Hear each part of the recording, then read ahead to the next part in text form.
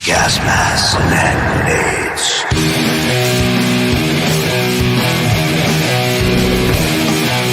Gas masks and hand grenades.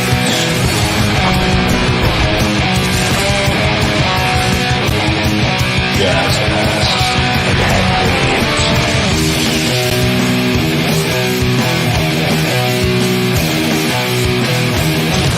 grenades. Gas masks and hand grenades.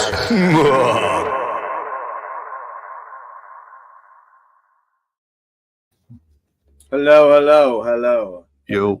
What is happening? It is Gas Masks and Hand Grenades. I'm your host, Jeff, and I got this cat with me here who's a little under the weather here. We've got Serge from Black Room Secrets joining tonight for an episode of DAD, which stands for Serge. I have definitive albums deconstructed. I only know Nice. You knocked it out of the park. Most guys go, I forget what the A stands for. Anyways, definitive. I didn't know there was going to be a quiz. What's that? Yeah, I'm sorry. I like to do that a little bit. But yeah, so definitive albums deconstructed number 7. And tonight we're doing a band that would probably be on a short list of bands that I never in my life would have thought Serge would approach me with. Like, dude, I've known you for close to 30, going on 30 years, 25 years anyways. And I did not know you were a Queensryche fan. Now, I may have known at one point in my... I feel like we must have mentioned it at some point. I'm sure we probably did, but I just didn't... Because when you brought them up, I'm like, really? Queensryche? For real? Like, I didn't even know you were a fan. So that was kind of cool. And it's a band that I have not talked much about on the channel. And what's up, AZ Mick? How you doing, buddy? Yeah, so it was kind of like, it shocked me a little bit. I was like, oh, cool, man. Because it's a band that I wouldn't even mind. Well, I wouldn't have minded doing a deep dive on. Well, see, here's the problem. I would mind doing a deep dive on the band, but there's a bunch of albums towards the end that I just have no interest whatsoever. Now, I've seen this band 6 times, and they were clearly a huge favorite band for me in the very early days when I first heard the EP and Warning, back when you were probably in grade school, or maybe even not quite born. When were you born again? Late 70s, right? 77, yeah. 77. So yeah, you were like 5 when the EP came out, and I wasn't even here, so it's not like that. Yeah, true.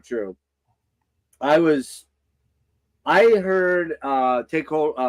The Warning, the year that it came out, and that would have, I believe, been 84 or 85. 84 probably. And, you know, I was a senior in high school, and my buddy Dave was like, dude, you got to hear this.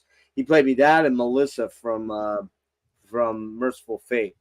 And I couldn't stand King Diamond's vocals, but I love Jeff Tate's vocals. So I had a dilemma when you chose this band, because right away you came back with your favorite album being Promised Land.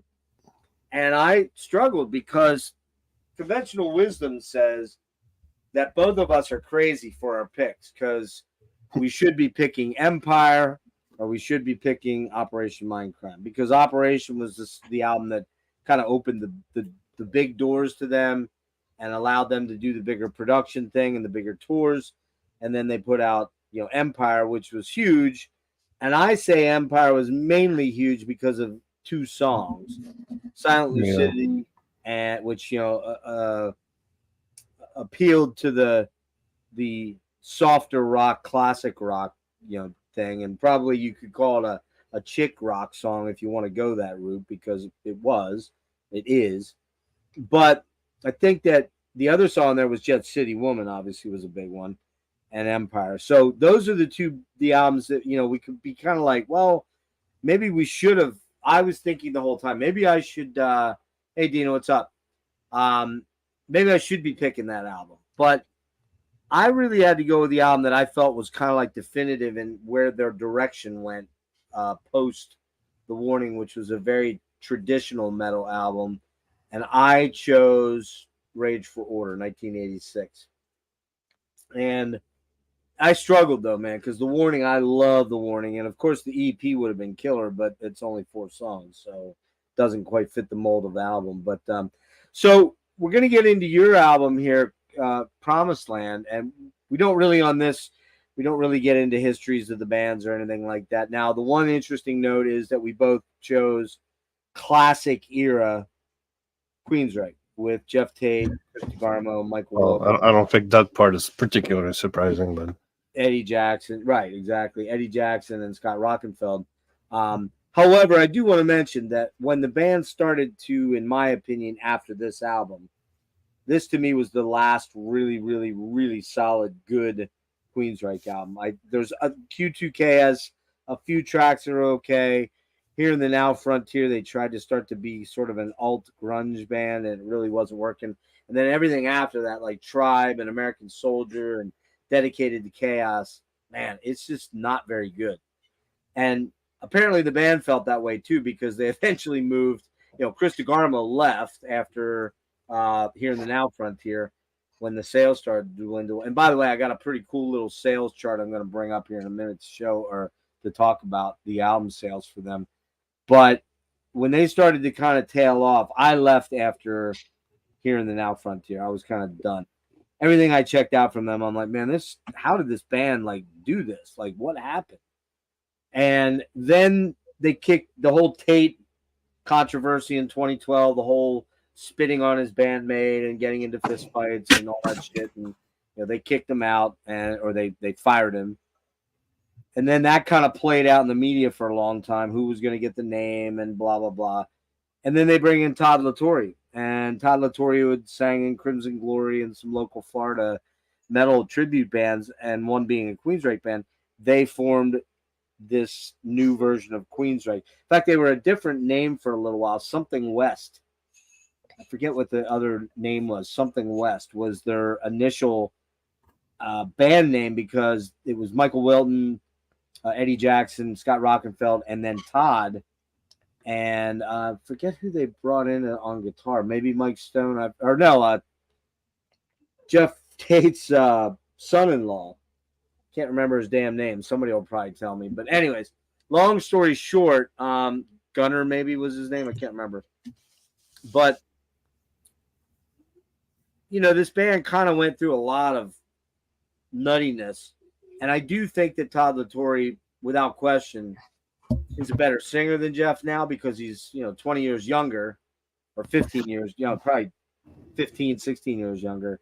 And he kind of re-energized the band, and the band wanted to play these older songs that Tate didn't want to play off of these albums that we're going to talk about. So tell me a little bit about why you chose this album, and then we'll get into a track by track. And have you watched any of my episodes yet? I haven't seen this series, so yeah, I don't. All right, so I guess I don't know your pattern yet, but yeah, the pattern. But I wanted to get into. I use a lingo on the tracks when I break them down, and you don't have to do it, but I'll do it, and you'll kind of see what I'm doing. I call really good tracks, like pivotal tracks to an album, are mega bangers, and then I have tweener bangers, which are kind of they're good songs, and the album wouldn't be the same without them. And then I have meh or skipper tracks. And then for the Alpha Omega, I have the Alpha Omega tracks, which are like the monster tracks on the album that are indispensable. So that's kind of how I'll do it. And you can kind of run through your tracks and kind of give me your super high points and your low points, if any. But what was your idea? First of all, why'd you choose Queensryche? And then why'd you choose this album?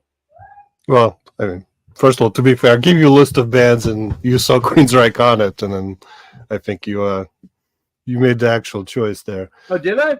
Yeah. Okay. I think because you were surprised to see it. So you're like, I was super surprised, like stoked too, right? But yeah, well, I guess also just real quick how my Queensryche, and the thing is, how you get into band will always color how you perceive it and where your favorites lie. You just can't help it. So, and I'll admit, I learned about Queensryche through Silent Lucidity and MTV.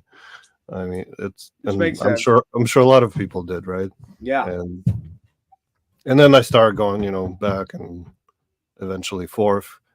I think Tribe was the last album I have, but I probably got that just on inertia, and that's the one that Chris DeGarmo does one or two tracks on. Do you have all the early stuff? Do you have like Rage and Mindcrime and The Warning? I only go back as far as Mindcrime. Oh, okay. Okay, so you have Mindcrime, Empire, Promised Land, and Tribe. Yeah.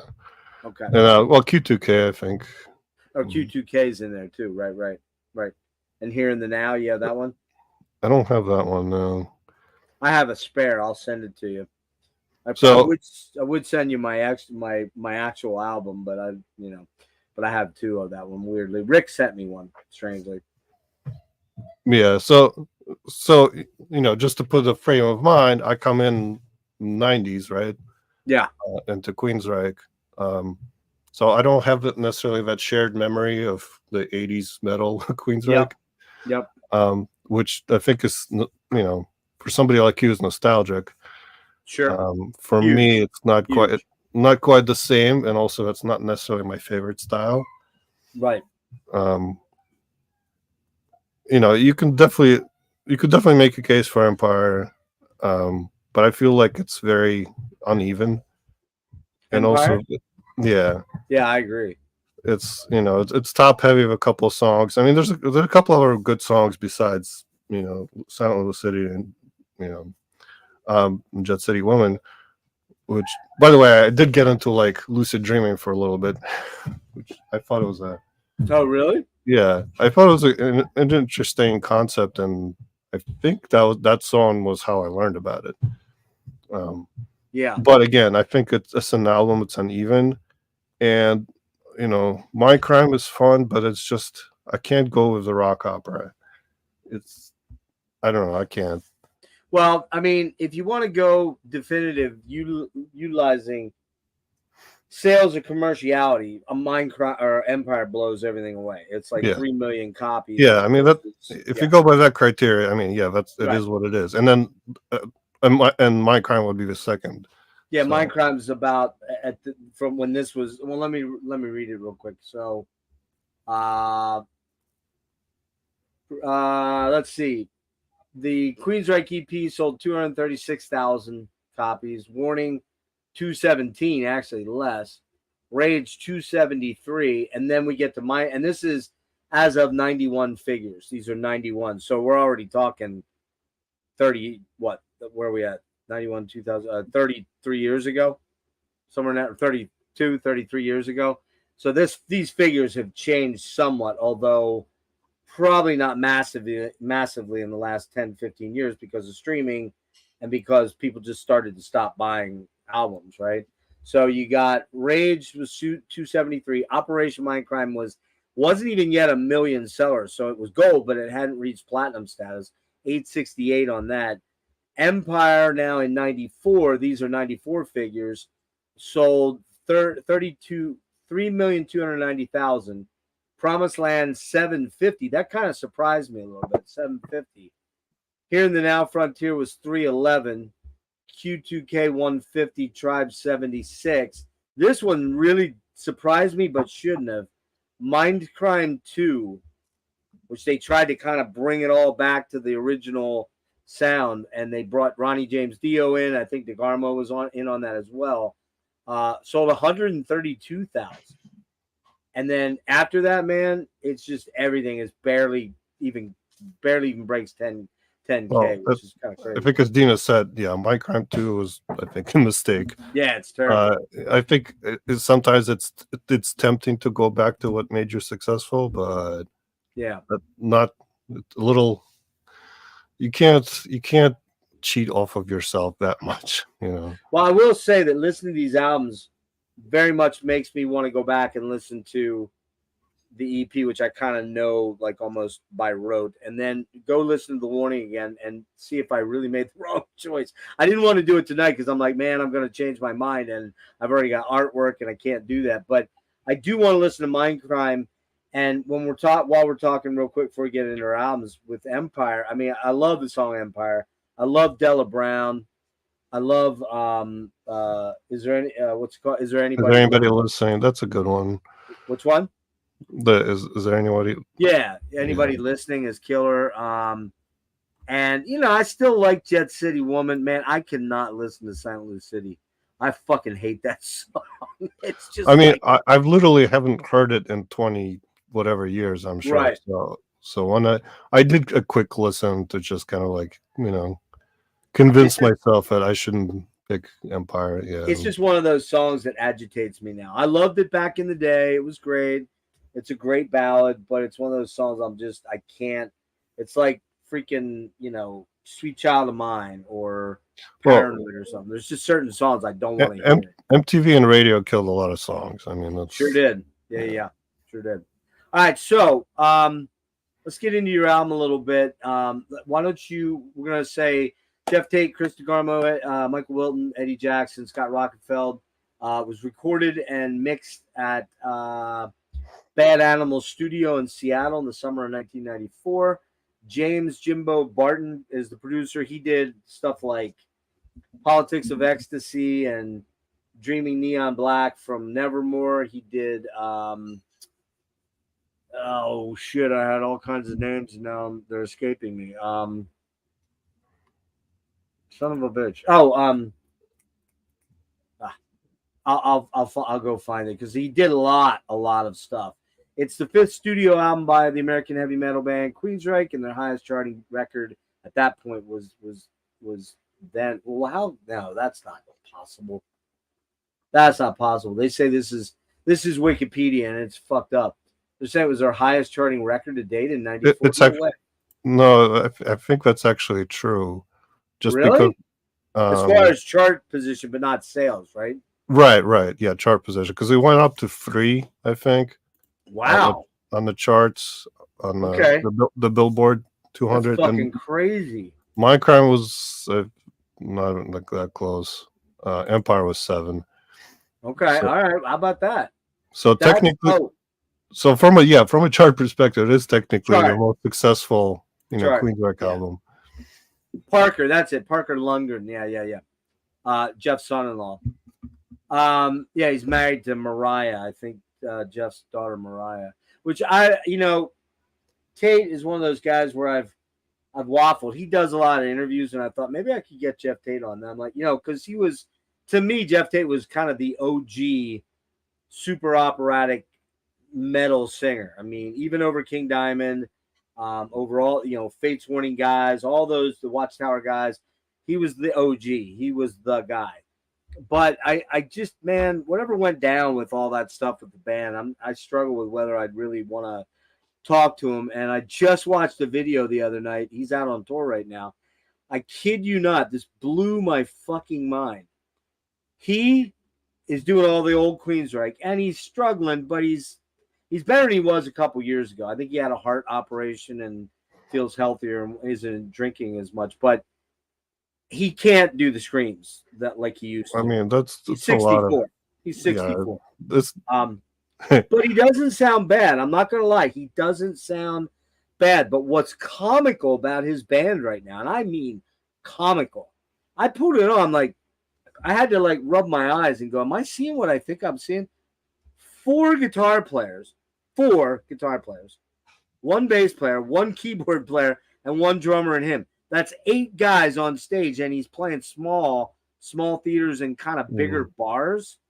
How in the hell?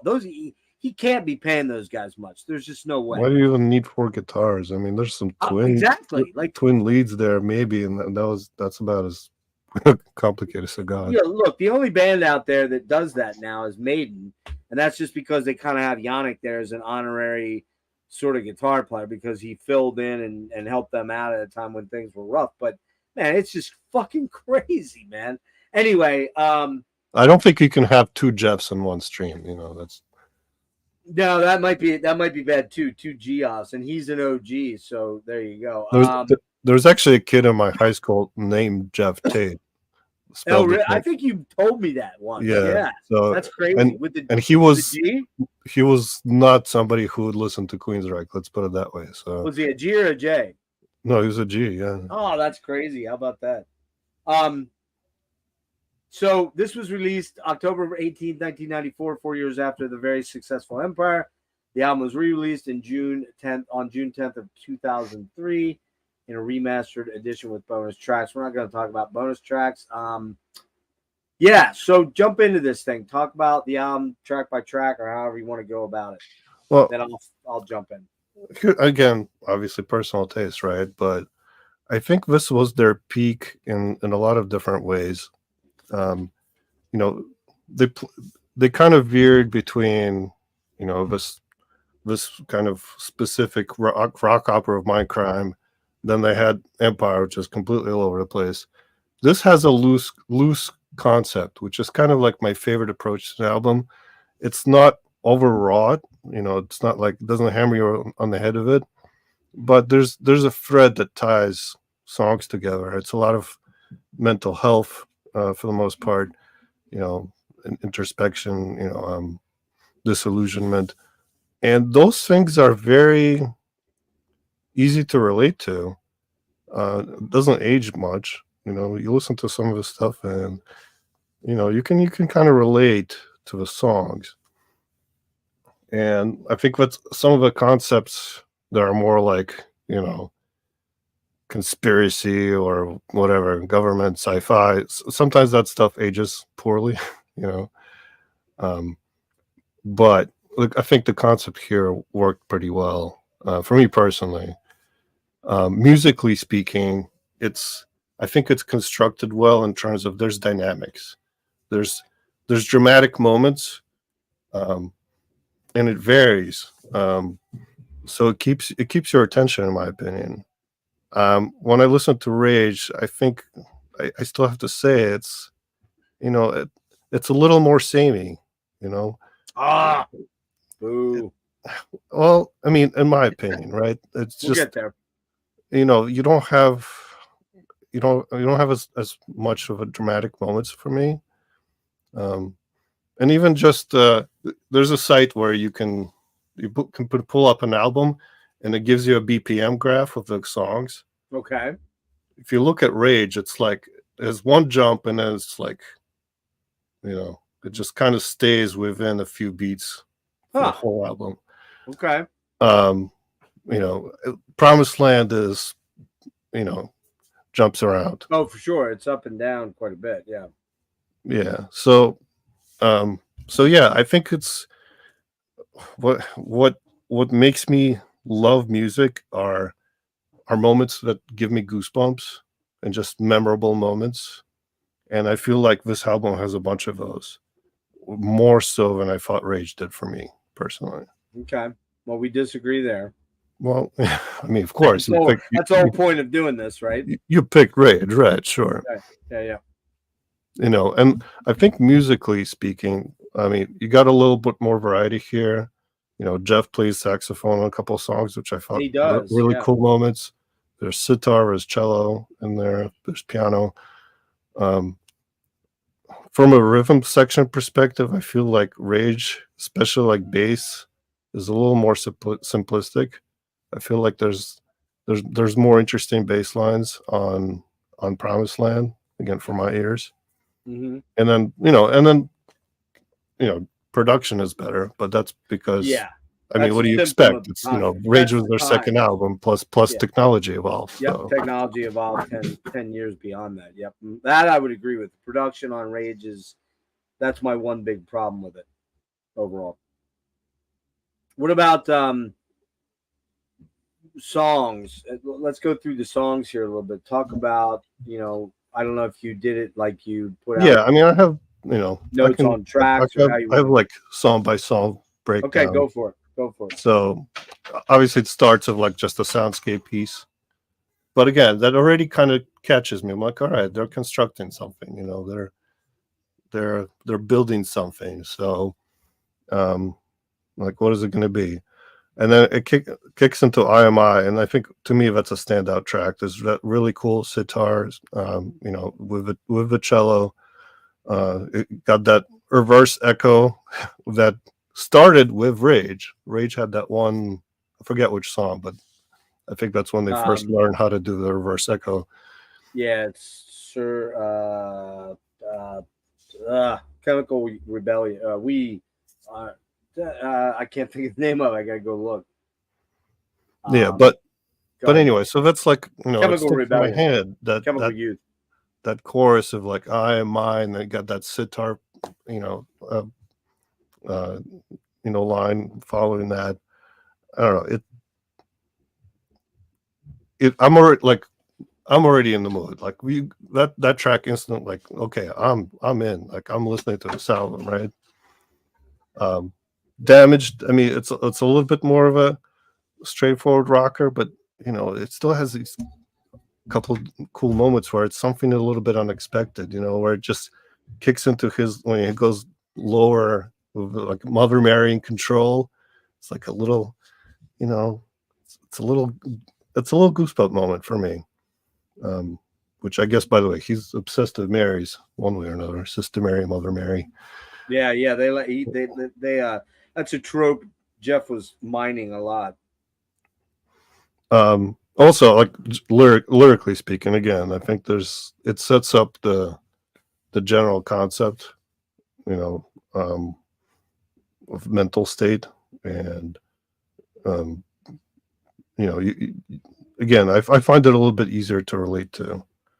Out of Mind is kind of more of an introspective, like semi-acoustic ballad, but it still has that like nice emotional solo. I like how that it kind of ends with that like you left him here for me part. I rated that one as a tweener, but the first two I thought were like mega for me. Bridge, man, that's a fucking gut wrenching song. I mean, Yeah. What did you say about Out of Mind? Did you mention anything? I'm sorry. that's the one I was talking about for the last minute or so. Yeah. Okay. No, I was saying it's like it's a nice introspective semi-acoustic ballad, but it has a cool solo in there. Kind of an emotional solo. And I like the ending with, like lyrically speaking, of you left him here for me, and it just kind of cuts. Again, some like little moments that are not necessarily expected. And then, so moving out to Bridge, man. Bridge to me is a completely gut wrenching song. Well, it's about Chris DeGarmo and his dad now. Yeah, man. I mean, remember, I forgot who's the other band that did like the father relationship song with Cat's Cradle. Cats in the Cradle. That was Yeah. Cat Stevens. Was it? Okay. Anyway, Cats in the Cradle and the Silver Spoon. yeah. I mean, That's all. so that's like, like a kind of a relationship that wasn't ideal. But this to me is just cuts deeper, man. The goosebump moment here is, again, lyrically, where it goes, trying to make a bridge that's been blown apart, but you never built it, Dad. Like, man, that ending part. That second part fucking cuts you, man. Yeah, it's heavy, man, no doubt. Yep.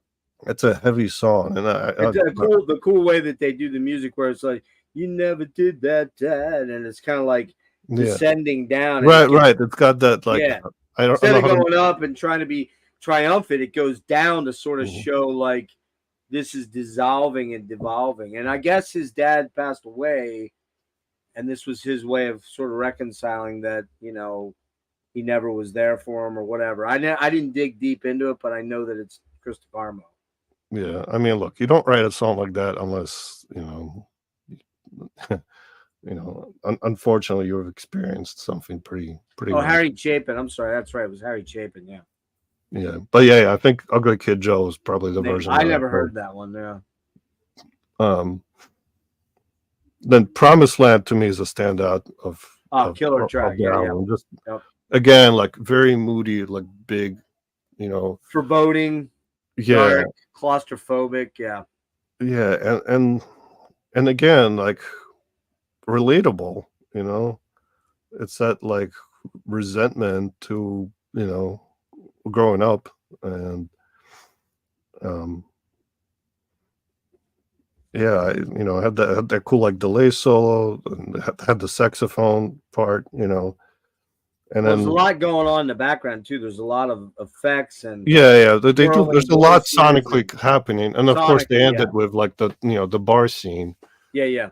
Um, it. I don't know. That's a fantastic song to me.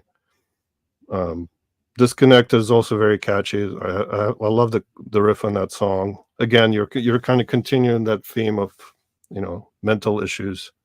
Um, and again, I can kind of relate to some of that. And then another cool moment there is that like kind of mostly spoken as like, I must release my rage. You know, it's not yelled. It's not. I think it makes it more powerful where it's just kind of spoken as a flat, like unemotional. Yeah, like not connected at all. Yeah. Lady Jane is a fucking disturbing, creepy song. It has a cool cello bit. The twin guitar work is pretty cool. I think it's just, to me, it's memorable just because how creepy it got.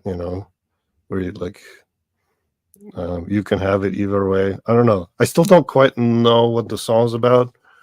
When I was Googling it, people were talking about like, like mental illness in terms of like,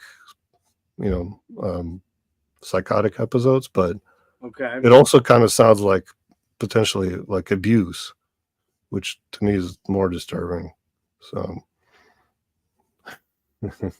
Logan says you're an underdog, bud. oh, that's fine. This is He's just not program. scared. I don't expect to, there's no like, There's there's no no winners pride or here. yeah. This There's is no winners or as much losers. as, it still comes down to personal taste. I know that we're talking about definitive albums, but in Yeah, music, there's no such thing.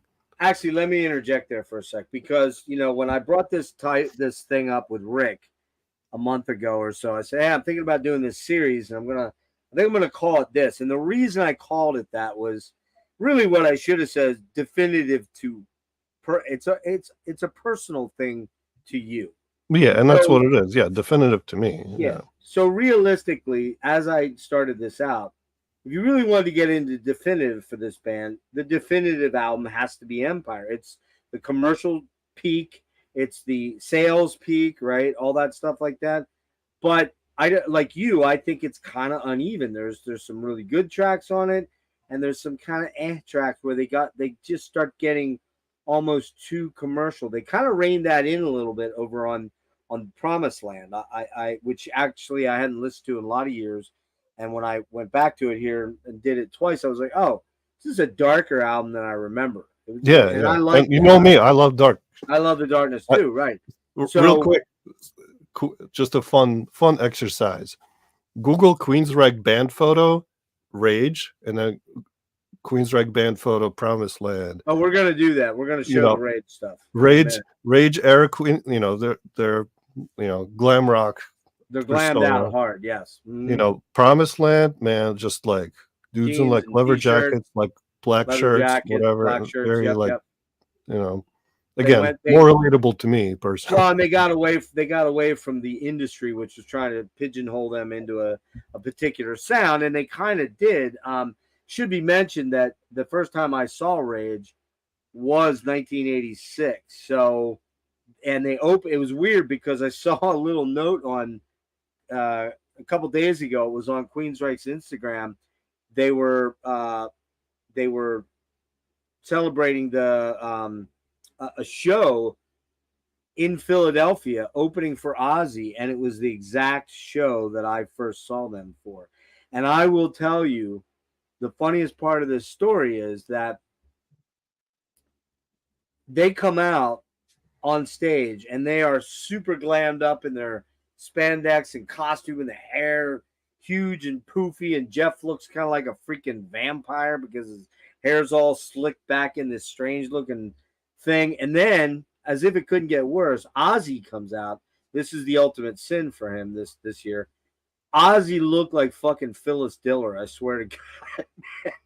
He just looked, he was so glammed up and so made up and hair all spiked up, and he was wearing this big sequined gown, and you're like, the fuck is this? It looked like he was I in a mean, look, movie. that was the that was And it was a good show, but it was like, come on, man, get like what is up with it? But it just struck me. It was like that's the first show that I saw them. So I commented on their Instagram. I said something to the effect of, "You guys were like a fire marshal's bad dream that night with all the Aquanet because they were just fucking hair like this." But so yeah, they were. That was the times. It was 1986, and they were trying to figure out whether they were going to be a glam rock or they were going to be a glam metal band or a prog metal band. I mean, but we'll get to Rage soon. and also I think maybe there was some they weren't necessarily on the same page with like record company versus themselves, how they wanted to be perceived. So, Right. To answer the Dina's question about the writing, so this album is actually all over the place. It's all a over. lot of DeGarmo, Tate, but all 5 of them have writing contributions. Yeah, I think the intro is all Scott Rockenfeld. He plays a role. They all do Promised Land, the song. The 2 ballady tracks are, well, Bridge is all DeGarmo. I believe he did all that, even the lyrics. And I think the one Out of Mind is DeGarmo Tate. Damage, I believe, is DeGarmo Tate. So, Michael Wilton didn't do and Eddie didn't do a lot of co-writing back in the day. They started to do it more as they got to Mindcrime and beyond. But that was kind of one of the things that Tate kept sort of relying on. It was like, you're not with Michael Wilton, you can't have the band because you're not a songwriter. It's me and DeGarmo that wrote all the songs. But I think he's doing well now. I think Whip's doing well now. But it's just one of those things. So yeah, so you were at My Global Mind, I believe. Yeah. Now, I think the last 3 songs are a little bit. They kind of are weak. Yeah, compared to the last album, to the rest of the album, it's not quite as not as quite a high as a peak. I think Someone Else is actually pretty cool. It's a piano ballad. Yeah, I mean, it's a good. Interesting it's a good dynamic. Outro track, and again, I think, but it's a weird song to be the last song.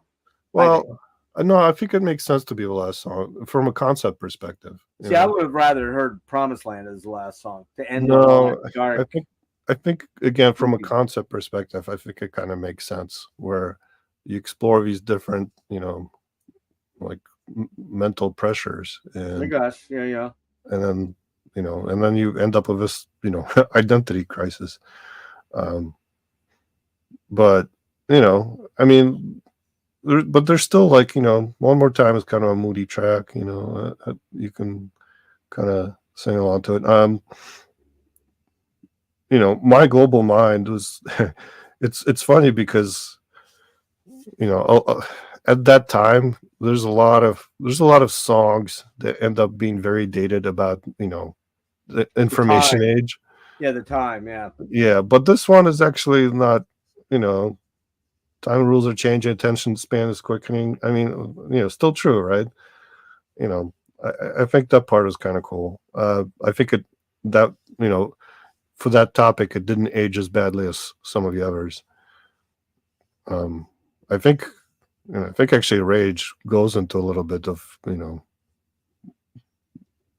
similar topic, although more like and that's when Dina's talking about Empire, and I'm looking at the track listing, and it's anybody listening is the last song.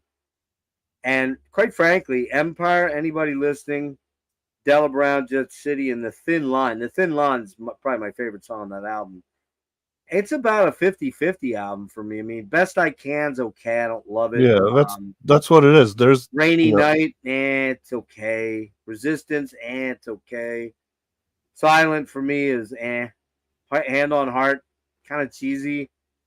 One and Only, that's another not. And everybody talks about, well, Chris DeGarmo. Well, he wrote a lot of the material on that, and I don't think it's that great. I think they were being forced by EMI to become more commercial, and they had 1 or 2 big hits on there. Yeah, I think City write some singles. Well, they did, but you know what happens when you write singles? You don't write a good album. Exactly. And that's to me why, like, Promised Land to me flows well. and I Yeah. don't feel the need to skip anything. Even Yeah. like I said, even when it comes down a little bit towards the end, I'm like, I don't feel the need to skip because See, that's where you're not gonna like it's me. still it still feel well, it still feels like I'm in the story. Where else, something like Empire is very disconnected, I think, from to use the Yeah. song title, from one to the other, so it doesn't flow well. I think Rage flows better than Empire by far. Oh yeah. So And Mindcrime is Mindcrime. As much as I've heard a lot of those songs live and whatnot, because I saw them on the Mindcrime tour. I also saw them on the Empire tour with Warrior Soul opening. I don't remember who opened from Mindcrime. I can't remember. And then I saw them. That was the last time I saw them until I went to. Actually, that's not true. I saw them on the Progressive Nation tour when Mike Portnoy put that thing together with Dream Theater headlining and Zappa Plays Zappa, and Queensryche actually played that one show down in Maryland. They played one or two of them. They didn't play the entire tour. And that was probably in the 2009 era, I think, 2010, 9, somewhere in there. And they were great. Met Michael Wilton after the show. He was really cool. But that was it then for me until Todd Latore came in and I saw them do the second album, which I don't, Conditioned Human, I think it's called. He was great. I don't love the first two Todd Latore albums. I think they're writing wise, they have a couple good songs and they're The third and fourth, the last one and the one before it, The Verdict, are back to what I think Queensryche, what we all want to hear as Queensryche's fans for the most part, the early stuff. But yeah, so overall, replayability on this for you, because I have a little bit of an issue with that for me. well, it's funny because I've not listened to Queensryche in a long time, so Right. I it's hard for me to say necessarily. I was happy to re-listen to that thing like 3 times, in preparation Okay, for that's cool. it. I don't feel like it wore me down. Again, for me personally, Rage was not to the same extent. Okay. Well, But there's where it comes in the biases, right? Your yeah, favorite it's bias I fully in the admit era. this is driven by my personal musical bias. Sure, of course. So, And I think and that's what again, and the fact that I lack that that 80s time frame 80s getting in there. metal Yeah. hard rock Right. emotional connection that you would have had growing up with it. Exactly. Because that came out in '86. I was 20. I was about ready to go to college, or I was probably in my Formative years, man. That's like they're strong associations. very important stuff. Yeah, and I wanted to say, I started to say about Rick, kind of when I brought this up and saying the definitive thing. What I probably should have defined it a little better from the start on the first episode, because Rick right away is like, well, there's so many ways to look at definitive. Rick always like tears things apart, and I'm like, dude, I don't want to think about that hard. Like I think definitive going forward. Let's just put it this way, because Logan and I talked about this last time. It kind of means definitive to you. Like, what album would you walk up to somebody and say, hey, if you're going to get into Queensryche, start here or here. So for you, you're saying Promised Land or maybe Mindcrime, maybe, or maybe Empire. I'm probably going to go, yeah, I would really start with The Warning or Rage or The Warning. And then, because you already know that there's that sort of social awareness, or maybe somewhat awareness musically, that Operation Mindcrime was this big giant rock opera metallic prog metal thing, and then you may probably know Silent Lucidity. So that's the thing that I got a little bit with talking to Rick. I got bogged down in it, going, well, I think you're overthinking it, Rick. I don't want to think that deeply about it. Definitive just kind of means what is cool to you. What's your favorite, basically. So how about production? You said you like the production. Oh, it's pretty good. I think, did I actually mention? I didn't. We jumped a little bit. So came out the 18th of October, 94. So that's coming up on, 29 years? Yeah. Yeah, 29 years. Was recorded August of 92 through May of 94. at the Dungeon, the Big Log Studios in Seattle, Triad Studios in Redmond, and Music Grinder Studios in Hollywood. Came out on EMI, and again, it was James Barton, who actually did Dawkins Under Lock and Key, Back for the Attack. Those are the ones I was trying to think of. Yes Shows. He was involved in that live album. So, so yeah, we're all old. It's just the reality, Dina. Sorry. I mean, I'm 50. I'm pushing 58. So, I'm getting up there, man. I'm seeing the 6.0 in the dashboard. Let's put it that way. In the dash window. So, for me, I'm gonna run through these tracks quick. I'm gonna use my banger mega banger thing. See, the intro sound collage is interesting, but it doesn't really do anything for it. It's kind of like, okay, that's how long is it? Like 2 minutes? About? You have the numbers there? Uh, Oh, it's 1 minute 44. yeah, I mean, Yeah. again, it's not like a song. It's No, it's not. And I could have just seen it start out with IMI, to be honest with you. I don't love IMI like you. I like it, but it's almost like it's trying too hard to be too ambitious. You get the Middle Eastern vibe thing, which is interesting. Tate's vocals on this song kind of grate me. I don't know why. He over embellishes certain words and tonalities. It's probably my least favorite heavy track on the album. Damaged. I love that down. It's got that real cool like chuggy riffy thing, and then they come in with a soaring melodic guitars on it. Really, really cool. Love that main riff. Kick-ass cool track. That is that's a mega banger to me. That's a necessary track on the album. IMI is just a solid track for me. I wouldn't say I'd skip it. It's just a solid. So when I do this, I do 1 star is solid, 2 star is tweener banger, 3 stars is a mega banger, and then a 4 star is a freaking alpha omega banger. And speaking of alpha omega, Out of Mind is my favorite song on this album. I just think it's just so freaking evocative that it's drony. It's got the gorgeous melodies in it. The lyrics are freaking cool. I pulled them up. Hopefully I didn't. Yeah. So little girl sits in the corner, locked in a stare, arms waving madly at something that sadly isn't there. Dressed in a day's best by a nurse who's nowhere to be found. What does she see? Maybe she's looking at me.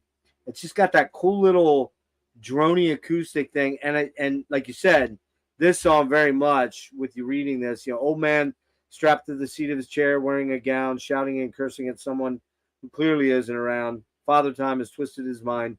The staff says he's not well. To whom does he speak? Maybe he's speaking to me. So it's about mental illness, clearly, or people that are institutionalized. yeah. And it's just a gorgeous but eerie and kind of haunting song, man. It's just really it's reminiscent of Silent Lucidity in a weird sort of way. The melodies are kind of there, and it's acoustic, but it's but it's not sugary like no, it's not, and it's really kind of much darker in a lot of ways, right? Oh, for sure. Yeah. Bridge. I really like the track. It's more of a tweener banger for me, to be honest. I think lyrically it's heavy. It's about his father, lyrically intense. I dig it, but it's just more like kind of it's not exceptional musically to me, except for the very end, which starts to descend. Right. That's such a cool part. Yeah, that's the best part of the song. Yeah.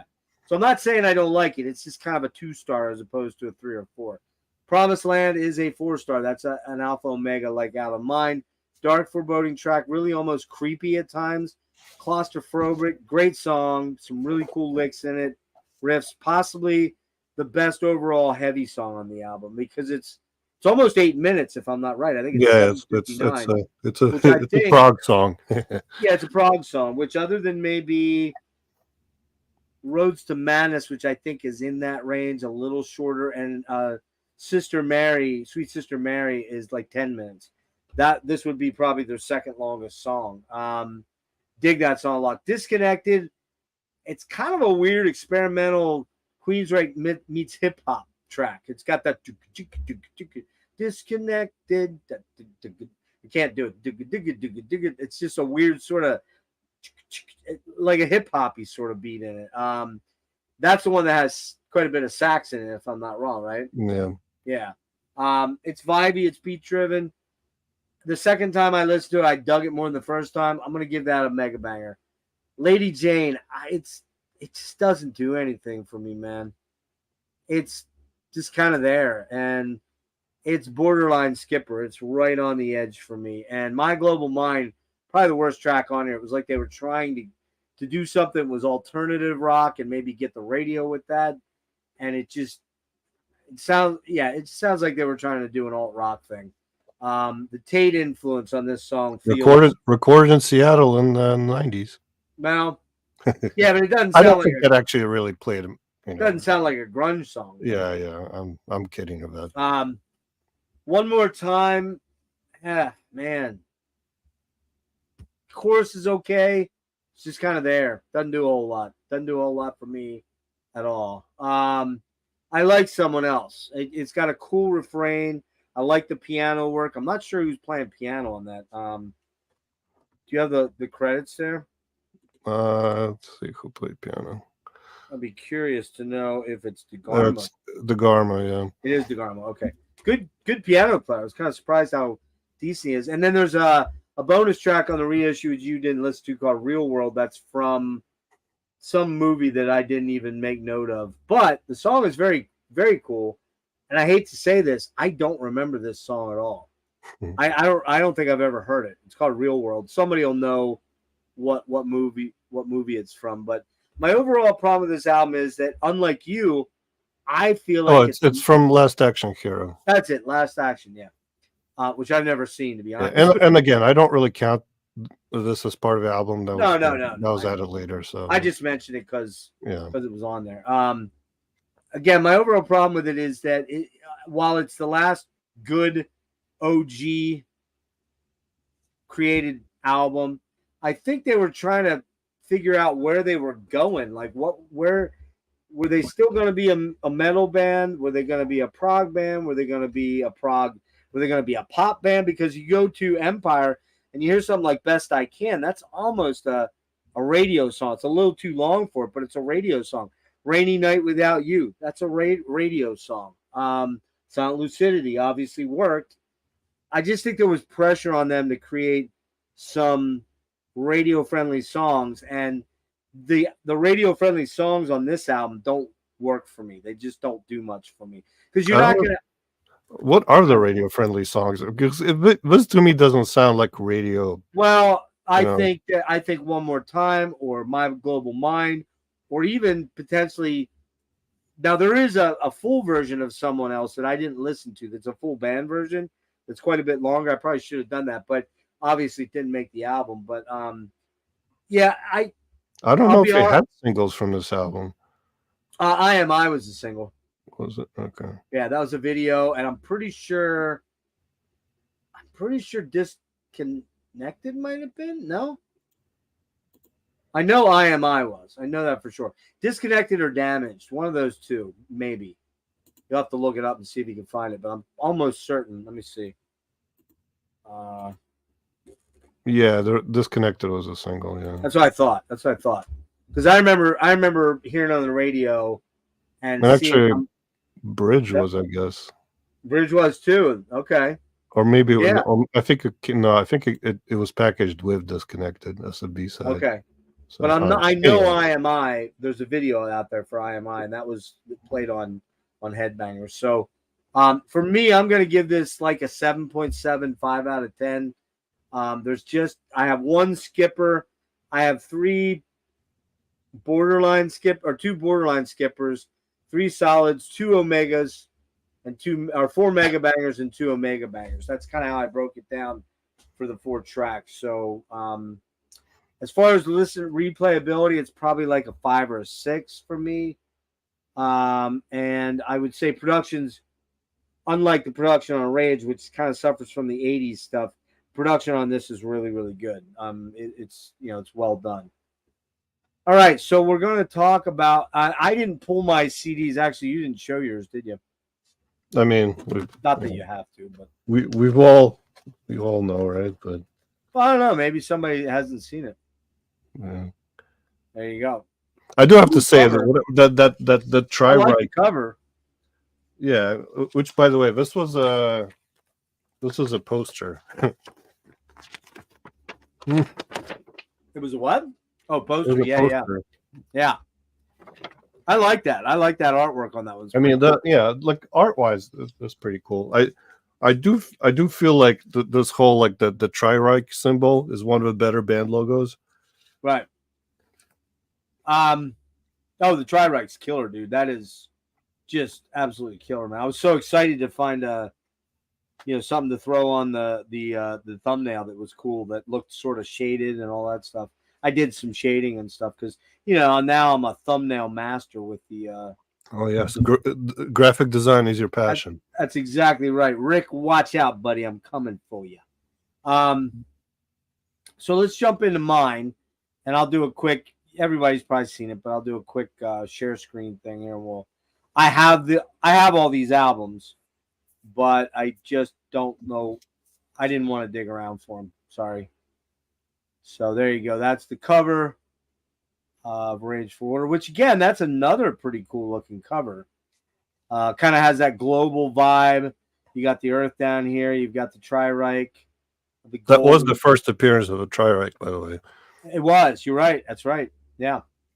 And it got the cross just to be like, oh, we're possibly goth metal too. We don't know. It could work. But speaking of goth metal, let's take a look at this. So there you go. Hold on. That is the there's Eddie Jackson up here in the corner. You got Tate, who looks like what is going on with that hair, man? Like, what the hell is that? And the suit and the long, yeah, very weird. DeGarmo is looking sort of sultry, and Scott kind of looks like a vampire. Well, thing. I'm telling you, it was a weird mix of like Yeah. of glam and goth metal imagery. Michael is the only guy that looks sort of kind of normal, but the way he's gripping that thing on the wall like he's gonna fall down is kind of And they dress like this, and that was the other thing too. They did this weird thing with the hair. You see how the hair was all pulled over, and here Eddie Jackson's got it going on, and they went with the full on fucking, what do they call that from the 50s where they slick it back? There was a name for that. I can't remember what it was called. And same with Scott. Wow. Just very weird looking costume choices and all that kind of craziness. So Rage for Order. Let's they all look pretty horrible. Yeah, no doubt. And live, they were dressed up like that, Dean. I saw them that tour. So hey Jeff, real quick. Well, as you intro the album, I'm just going to take a quick pee break because I'm old. And yeah, go for it. Go for it. I'll intro the album. And okay, so Rage for Order comes out June 27th, 1986. Was recorded between 85 and 86. Recorded at MDH Studios in Bellevue, Washington, with the Mobile Remote Sound Studio. Also Mushroom Studios in Vancouver. Pompadour, thank you, Wade. Appreciate it. Yamaha Studios in Glendale, California. They're dreaming in infrared. Yes. I'm glad you brought that up because we're going to talk a lot about that particular song. Rage for Order was more progressive than the band's previous releases, with a layered and complex musical structure that employs two-guitar approach. Also brought keyboards forward in the mix. Lyrically, the album explored social, personal, political, and technological themes, among others, highlighting the dangers of artificial intelligence. Hey, look where we're at now. Almost 40 years later. The concept of robotics was emphasized throughout the use of staccato rhythms and vocal effects such as reverse echo. The band's management insisted on Queensryche taking an image more associated with glam rock, glam metal, or gothic metal.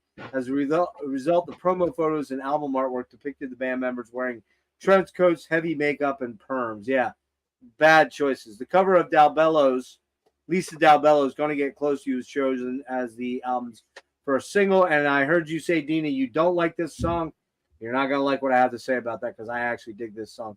The tour supporting Rage for Order spanned approximately 7 months, including Opening act for Rat, AC/DC, Bon Jovi, and Ozzy Osbourne, although the music was not very compatible. Some tracks recorded during the session for Age for Order were not used, as in Prophecy was released as B-side of Gonna Get Close to You and later included on the Queensryche reissued Queensryche EP. Other songs such as From the Dark Side and The Dream remain as demos, which I've never heard those.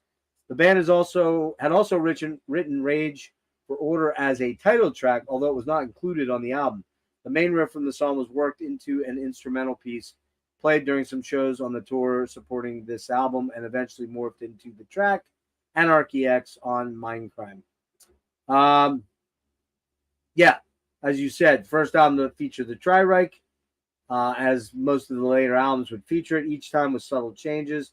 Although not credited, the front cover was designed by late English-born metal and rock journalist Gary Sharp Young, who later also founded Music Might. I don't know what that is. A few thousand initial copies bear a bluish-silver banner that was later changed to black in order to make the artist and title easier to read. The original cassette edition also had all the gold accents on the cover changed to white. CDs bearing the blue ring cover are even more rare. Only a few hundred copies were printed before the ring was switched to black. Wow, I didn't know that. Last item here. Despite the band's emphasis on keyboards and digital technology tricks, which there's a lot of them on here, I'll admit, such as the reverse echo, Rage for Order was recorded and mixed in analog. So it was done on tape as opposed to digital yet. On a short television documentary which aired in 1986, Rockenfeld stated that the drums were recorded in a stone warehouse using Le Mobile recording studios. Michael Wilton said to get the guitar sound that they were happy with, they used two old Marshalls that were on the verge of exploding by using a variac, causing the transformer to work harder. Variac's the thing you can vary the voltage on that's going into the amplifier, the preamp, and Eddie Van Halen was kind of the first guy that did that. He got that brown sound. So, okay. Walk in the Shadows starts out with a banger, a mega banger, killer staccato riffing with great verse and chorus. Yeah, that's the one that has that. What do you say? It kind of fades in. It's that reverse echo thing on there. Great vocals by Tate on this. Super memorable chorus. Walk with me, walk in the shadows. I'm not gonna try to do my Tate because I will fail. I just don't have that upper range anymore. But that's a great song, great opener. I don't want to blow my load already. Pardon the disgusting way of saying that, but my favorite song on this album is Dreamin' Infrared. It is absolutely fucking killer. Monster song, possibly one of my top 5 Queensryche songs ever. Maybe top 3, actually. Dark, mysterious, catchy, proggy, dramatic killer. A mega banger, alpha omega banger for sure. I love that 80s guitar tone they got, the clean tone. It has that super saturated attack sort of vibe on it with a lot of compression. I just love that, man. The lyrics are killer too, man. And I love the way Jeff often sings quite operatically and dramatically. And on this song, he just kills it. As we woke this morning and opened up your eyes, did you notice the tear stains lining your face were mine? And then it goes into the chorus, which I, can't do at all. I only see in infrared. I can't dream anymore. So fucking good, man. I love that song. It is a 10 out of 10 track. Love it. The Whisper, borderline omega banger on this one too. It's another killer track. Great catchy chorus. Those descending melodic guitar thing. So good. I think the only thing that kind of bothers me a little bit is the synthy rhythm section of this song. It's that don't. It's very rhythmically syncopated with a sequencer or something like that, which I don't love. But that's a mega banger. Gonna Get Close to You is a mega banger for me. A lot of people aren't hip to this track. It's an outside writer, Dalbella. It was a hit. It was an attempt to get a hit because it was the opening single they put out. It's very electronic, weirdly droning. The melodies are really cool. Very theatrical Tate, like Gonna get close to you. It's just so, and it's got that weird thing going on in the background. I love this song. I think it's really cool, kind of eerie and creepy. It's like I'm 6 or 7. I don't have the lyrics up here, but behind you, and you're just talking about literally stalking somebody, and the song feels like you're being stalked, and it's just kind of creepy. Exactly, Dina. Another Omega banger, and this one is right close, so close to Dream and Infrared, and one other track on here there's 2 other tracks I love on this album, but the Killing Words, man, oh my god, man, it's right there with Infrared and New Rigel. It's so dark and haunting. Those 80 clean tones again on the guitar get me every time. A super evocative ballad, stellar composition. The solos are massive and cool. Plus, it's probably one of Jeff's best vocals. That part where he goes, "Well, it's over, it's dangerous, this game we play. You're killing me with words." I screwed it up there. But long story short, that part is so amazing. And the build up to it is, wait for me, I'll understand.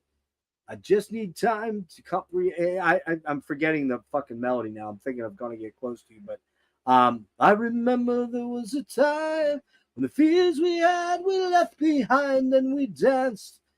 And man, it's just so good. Such a killer fucking song, man. Amazing song.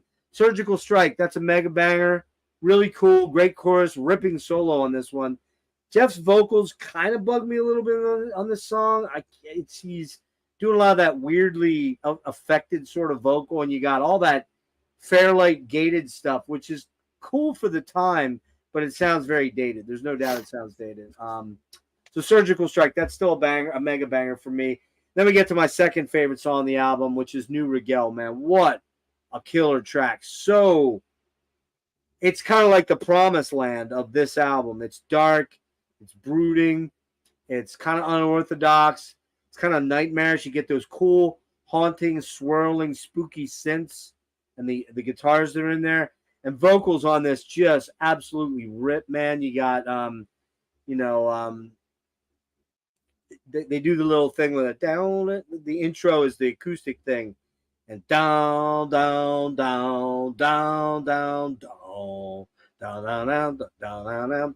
And then Jeff just goes into it and goes off on this, man. I love, New Rigel is fucking killer, man. Just killer. Chemical Youth, killer track, killer chorus, recording, monster song. This one's super inventive with the propulsive locomotive style drums on it. Lots of guitar wankery, awesome vocals by Tate. That's a mega banger for me. London, big ballad, dark, brooding, forlorn, spare, but kind of cool chorus. Builds from a slowly developing verse. Kind of meanders a little bit. The chorus is decent in it. I give that a tweener. That's a tweener banger. It's good, but I don't love it. Screaming in Digital, very inventive. Lots and lots of shit going on with samples, synths, Fairlight. It's a killer track. Man, I mean, fucking Jeff goes sky high on this thing. Crazy high. That's a mega banger. And then the last song is an alpha omega banger. Again, it's a top 5, top 7 song for me, man. I love this song. I will remember. Just all acoustic, eerily beautiful, haunted and evocative. And it reminds me of fall for some reason, this song. I think of fall every time I hear this song, like the changing of seasons. Of course, he mentions the moon in it. So, no, he does. Yeah, he does. Doesn't he? No, he mentions a star. At the beginning, it's like, there's a cold wind out tonight, the chill of distant eyes, and orbit survey finds your mind. Then he goes into the chorus. It's, I will remember. Man, just that chorus gets me every fucking time. It's such a beautiful song. So there's 4 songs on this album that are very close to being top 10 songs for me out of all of Queensryche's thing. And that's including the EP, which has Queen of the Reich and Lady Wore Black, and The Warning, which has Enforce and Roads to Madness. I love this album. I'm going to give this album a 9.5 along with the debut and the EP, they're my favorite Queensryche. I do love Mindcrime. I like Empire and I like Promised Land. But this is, as Serge mentioned, it's kind of where I came in with the album before this in '84. And it's when I kind of fell in love with Queensryche. But I kind of think this album is generally a little bit better than the Warning, just a smidge. And I think they take chances on this album that they weren't ready to do on the first album. The first album had to be sort of a traditional metal song, and it just was kind of like they just didn't go there. But on this album, they really wanted to take chances. And yeah, maybe the record company was pushing. That's why they pushed Gonna Get Close to You on them. But there's not a skippable track on this album at all. There's not one song that I don't want to listen to at all. So 10 out of 10 on Rage, Wade. Okay. I'm only going to go 9.5, and here's why. The drum production on this album is not great. It's very 80s. Not good. Yeah, it's not good. It sounds like they're putting a lot of samples in. As Serge mentioned, he's a bass player, so he's listening to those bass lines. They're solid, but they're not very inventive. He's not doing a whole lot amazing there. Chris and Michael are starting to figure out how to write better songs. I think Chris wrote most of this, although let me see if there's credits on here where I had this up. Yeah, so the first song, Walk in the Shadows, is the three of them. Tate and Wilton actually do, and that's probably why I like it. Wilton wrote I Dream in Infrared. DeGarmo does the Whisper. Dalbella does the cover. Tate and DeGarmo do the Killing Words, Killer. Wilton and DeGarmo do Surgical Strike. New Regella is DeGarmo and Tate. Tate and Wilton do Chemical Release. So there's a lot of Wilton on this album. I didn't realize that. He actually wrote most of the album. DeGarmo does I Will Remember. It's close to a 10, Wade. I got to give you that. It's damn close. But the drums are the one thing that kind of if it was not done now with modern production, it would be amazing. So again, we talked about what else is, hold on. We talked about the fact that Mindcrime or Empire would be the obvious picks, but for me, this is the album that kind of transitioned them to that. But it does have a dated sound, but I think it's great. So what do you got on this one, Serge? All right. Well, I guess if we go song by song, Walk in the Shadows, again, to me, I mean, the chorus is kind of catchy. I thought it was kind of just a straightforward rocker for me personally. Dream in Infrared, I don't know. Again, it just, for me, I don't know. I didn't have those like really cool moments in those two songs. Other than just, them being generally catchy. Right. The Whisper, I like that dual guitar riff in the beginning. Keys are a little, I mean, I think overall in this album, they're exploring the use of keys, but a lot of that sounds kind of dated, and it definitely does. It's not their fault. It is what it was at the time, right? I mean, I think they should get credit for experimenting, but me listening to a lot of synth heavy music, sometimes that kind of takes me out a little bit. And I think Wade kind of nailed it for me too. The dated synth sort of adds to the charm. But Wade and I think, are about the same age, and so it's kind of like we have that added thing of being there. What I mean? But that's like, it's like almost sometimes when I listen to like the really early Depeche Mode, like it still kind of annoys me that the sound is not great.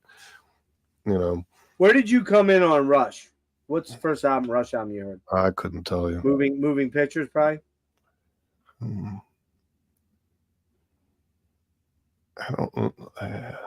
You really don't remember? No, I'd be curious to know where your sweet spot on Rush is, because that would kind of. I'll be completely honest. The way I came into Rush was, if you remember the stupid like Columbia House thing where you just like get So I got like the best of Rush at the time, wherever that was.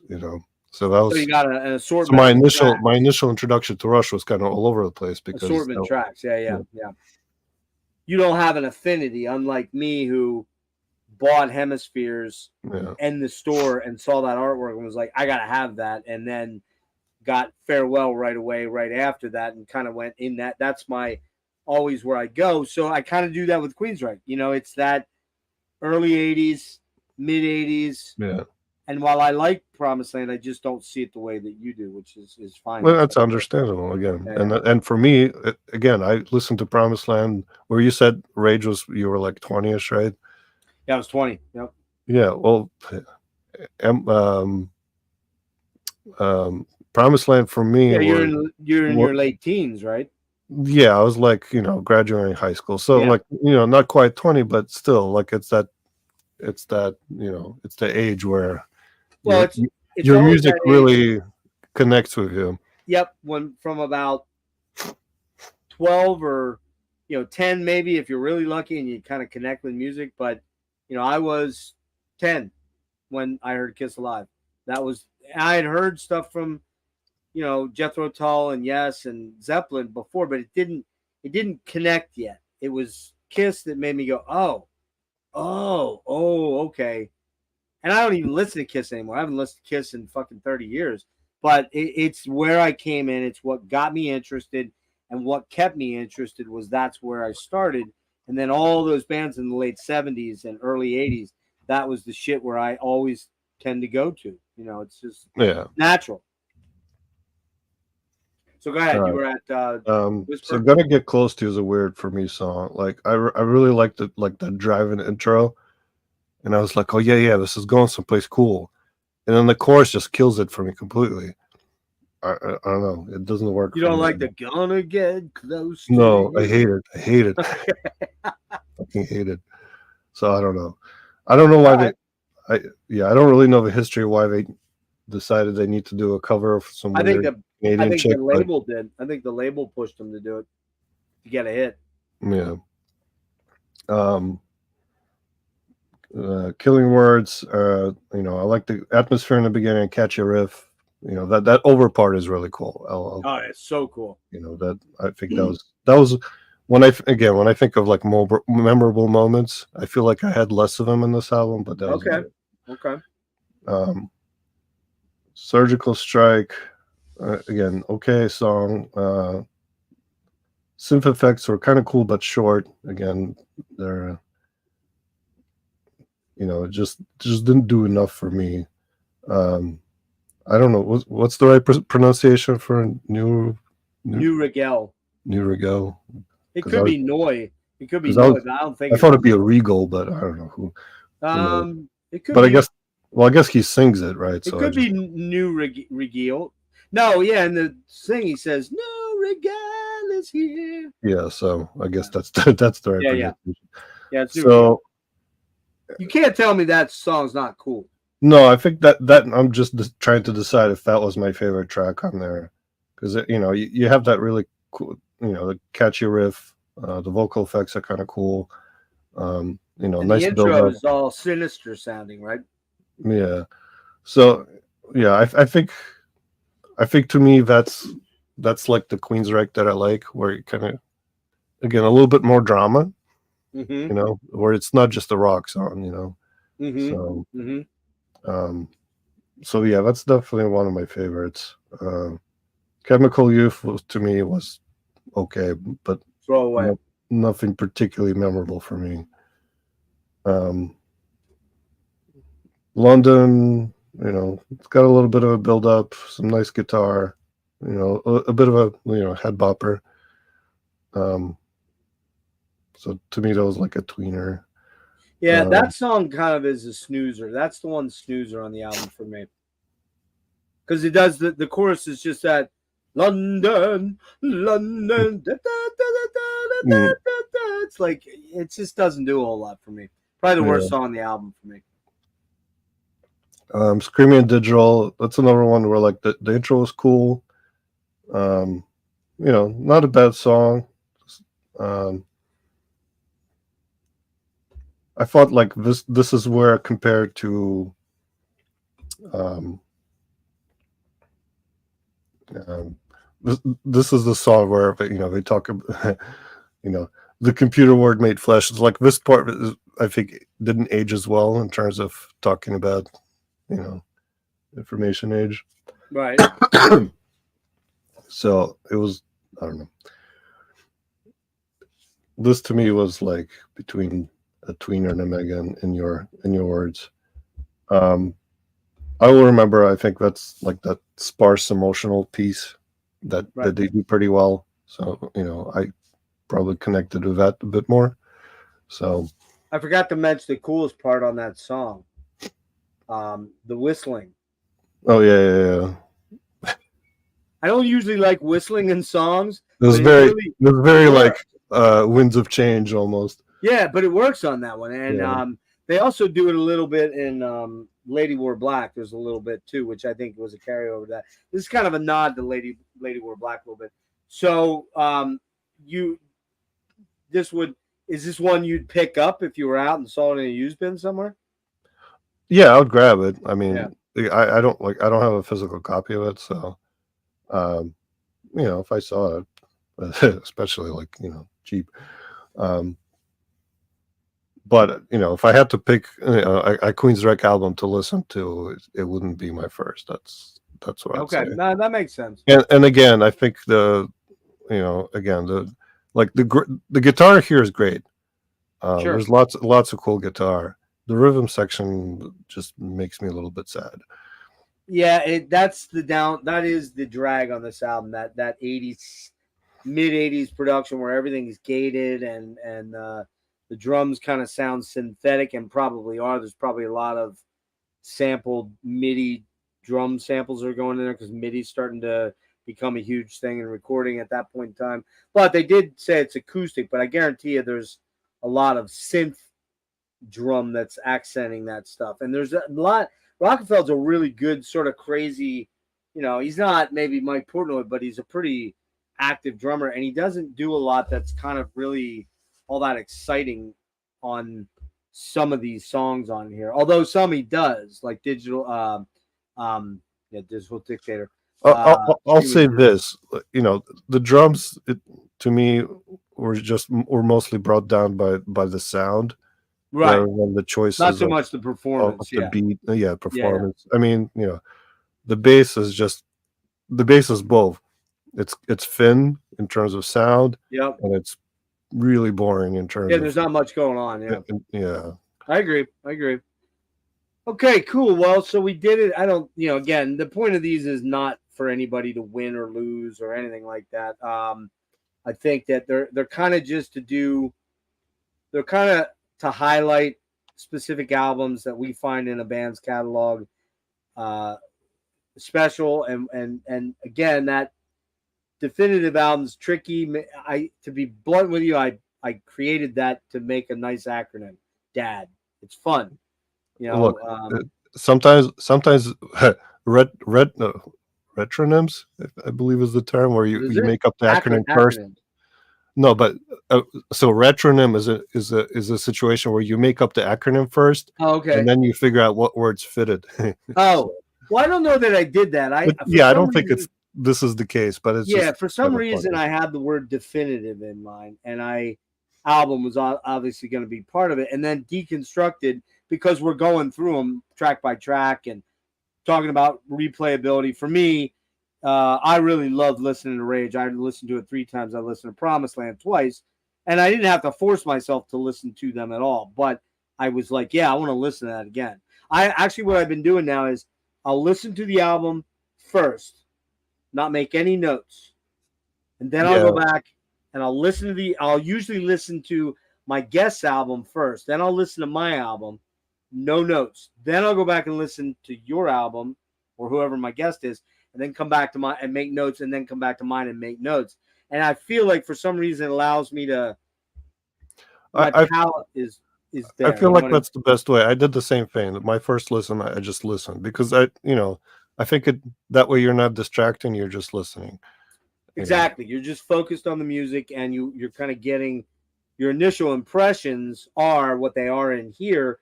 And then when you go back and listen the second time, then I'm typing up my notes and my bullshit. So I'm glad you picked this band. What I actually thought about after this was we probably really ought to do a head-to-head on Empire and Mindcrime at some point down the road, just to kind of do it. You know what I mean? We'll use the dad thing as the umbrella, but we'll just I somebody feel out like there. that'll be uneven because I don't know. I feel like Well, we kind of already did it. Crime is too easy to pick over Empire. In my Yeah, we opinion. just kind of did it too. We kind of did Yeah. it earlier. We kind of talked about those albums, which isn't usually the way I like to do things. So I also need to make clear to my guests a little bit more what my banger, mega banger thing, so they can kind of follow. So it's got a little bit of uniformity in that it's fun. You know what I mean? It's meant to be fun. And it's meant to be a little bit goofy because like last week we did our last Friday or Thursday, Logan and I did Soundgarden, and I started coming up with we came up with a mega banger. Might have even been Wade. I don't remember Alpha Omega or whatever. You just like banging, Jeff. I get it. Well, I do like banging. I don't know what it's like anymore, but I do like banging. But it's like Well, there's headbanging, I guess. it's just fun. It makes it kind of goofy and fun, right? So real quick, do you have anything come? Sorry. And we're both dads, so We are dads. We've been there. We've done that. We've been there. We've done that. Real quick, Serge, do you have anything going on with Black Room? Or I know you've had a lot of things you had to attend to. I don't know. I was about to have something, and then my schedule got screwed up, and now I have to figure out how to get those guys on board again. So, okay. Who knows? Oh, your friends, the guys, the band. Yeah. Okay, cool. Yeah, that'll be cool. That'll be fun. Let's see.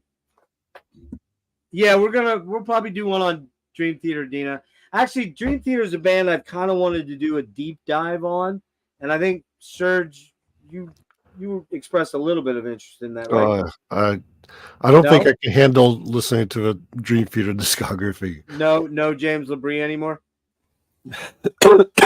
I mean, you were a fan at one point. No, I just can't. I can't listen to them in large quantity. All those albums, yeah. It's something I'm kicking around, but it might become a dad. It might just be a dad episode too. So let's see. Some all-time greats on the show: Floyd, Maiden, Queen. Yep. We're working on stuff. So actually, in that vein, I'll give you a little taster, guys, real quick, of what's coming. Number one, on Saturday night, Dennis and I are back. Dennis OG Press Analog Archives is back. We are doing a Forgotten Metal Gems of the 80s and 90s, number 6, I think it is. We're doing Sortilege. We're doing Kick Axe from Canada, Sortilege from France. We're doing Slaughter Extroyas from Chicago, and we're doing Laz Rocket Thrash from San Francisco. Only the 80s and 90s albums. I think it's 11 albums total. We're scaling back, doing like 6 bands because it just gets to be too much. Dennis and I have too much fun with that. It's still going to be a 3 or 4 hour episode. Also coming up Sunday night, I have Eric Berg, the Young Canucks Psychic Vacuum YouTube channel. Go sign up to him. He's coming on. We're going to go weird, man. We're going way weird. We're going into prog nerdery weirdo land, and we're going to do Vandergraaf Generator, one of the OG UK prog bands. He's picked God Bluff as his favorite, or his dad album, and I picked Pawn Hearts. That should be interesting. I get to show off my Vandergraaf box set that I got last month. Also, Rainbow. We're doing a deep dive on the Rainbow, 8 albums from Rainbow. That is coming up with Tom Draper from Spirit Adrift, Craig Beerhorst from the Butlers and the Ruffians. We're doing that on October 12th at 10 p.m. The thing on Saturday night with Dennis is 10 p.m. And then also a couple things coming up. Prog Metal Island. I'm hoping to get that in. That's one you should join, though, Serge. Just doing your top 10 prog metal albums. You don't have to listen to anything. You can just pick the things out that you want to go in there. We don't care if there's overlap, so keep that in mind. Part 3 of the Jethro Tull, the final part of the Jethro Tull unending, non-ending deep dive. On part 3, we're going to do the box sets, Nightcap, 20th anniversary, 25th anniversary box set, all the supplemental materials on the 40th anniversary box sets and Living in the Past. So that's coming up towards the end of October. Also, Jimmy and Future Ruins and Serge and I talked about doing Anathema. I got to get with Serge on that and see where he's at and whether he can do that or not. And then lastly, just to give you guys a taster of the dads episodes, I'll throw out the list. So next week, I believe it's going to be Rick from Dreadful Minutes. We're going to do Def Leppard. We're going to do Pyromania, and he's got Pyromania, and I've got High and Dry. Hoping to get Johnny Mac from the UK on to do Warrior Soul. I got Last Decade Dead Century, and he's got Salutations from the Ghetto Nation. And the following week after that, Matt from the Accusation Network, we're doing Van Halen. He's got Fair Warning. I've got Van Halen 2. And then upcoming episodes, Phil from Chromium Dioxide, Judas Priest, Kellen, Killing for Company, Wasp, Alan from Heavy Metallurgy, we're doing Deep Purple, Jake from Upside Down Church, we're doing Metallica, Peter, the Metal, what is he? The Metal Vault. We're doing Cocteau Twins. How about that? That's metal. Chuck, my buddy Chuck. We're doing the Beatles, White Album versus Abbey Road. And then Andy from Metal Mogul over in UK, Saxon. And then also Roger from Norway, we're doing Metal Church. And then Dennis and Jimmy, I got to get lined up. And then Aaron too, Phil from Chromium Dioxide. So lots more of these episodes coming, guys. Hang You're in there. a busy man, Jeff. Bet you can't wait. What's that? So you're a busy Oh, I keep busy. I keep busy. You know why, dude. You know I have. I know. If I don't, I'm in trouble, man. So, yeah, I think that's it. Serge, hang on a sec. We're going to end. Thanks to everybody. Dino, Wade. Yeah, thanks, guys. yeah, Sorry about the, I don't sound ideally today, but. You sounded fine, man. The way you were coughing early on, I'm like, oh, shit. We're in trouble. Me, Metal Mike. Who else was here? Logan was here, but he posted a video, so I think he bailed. AZ Mick, if you're still around. What's up, man? So, yeah, Wyoming Dave, what's happening? Thanks, guys. We appreciate it. Serge, hang on. Catch you guys later. Later.